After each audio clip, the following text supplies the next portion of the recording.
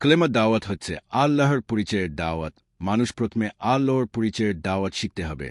আল্লাহর পরিচয়ের দাওয়াতের মধ্যে নূর। আল্লাহর পরিচয়ের দাওয়াত লম্বা সময় দিলে অন্তর নূরে ভরপুর হয়ে যায়। আল্লাহর পরিচয়ের দাওয়াত শিখতে হলে পৃথিবী ভাঙা শিখতে হবে।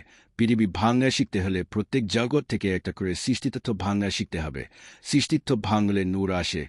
পৃথিবীর মালিক আল্লাহ পাক। পৃথিবী ভাঙলে আল্লাহর পরিচয় পাওয়া যায়। আল্লাহর পরিচয় পাওয়া গেলে অন্তরে নূর আসে। এবারের প্রথম আল্লাহর পরিচয়ের দাওয়াত শিখে লম্বা সময় সব শ্রেণীর মানুষদেরকে আল্লাহর পরিচয়ের দাওয়াত দিতে হবে। অন্তরে নূর না থাকলে অন্তর অন্ধকারে থাকে। অন্তর অন্ধকারে কিভাবে চলবে সারা জীবন? যে অন্তর পৃথিবী থেকে নূর কামাই করতে পারবে সে অন্তর সারাদিন আলোতে থাকবে। নূর হচ্ছে আলো। যে অন্তর পৃথিবী থেকে আলো অন্তরে ঢুকাতে পারল না সে অন্তর সারা জীবন অন্ধকারে থাকতে হবে। সারা জীবনের সুখের ঠিকানা হচ্ছে আলো। সারা জীবন সুখে থাকতে হলে পৃথিবী থেকে অন্তরে আলো ঢুকাতে হবে। পৃথিবীতে আসার উদ্দেশ্য অন্তরে আলো ঢুকাতে হবে। অন্ধকার হচ্ছে ক্যাস্ট। যে অন্তর অন্ধকারে আছে সে অন্তর সারা জীবন ক্যাস্ট করতে হবে।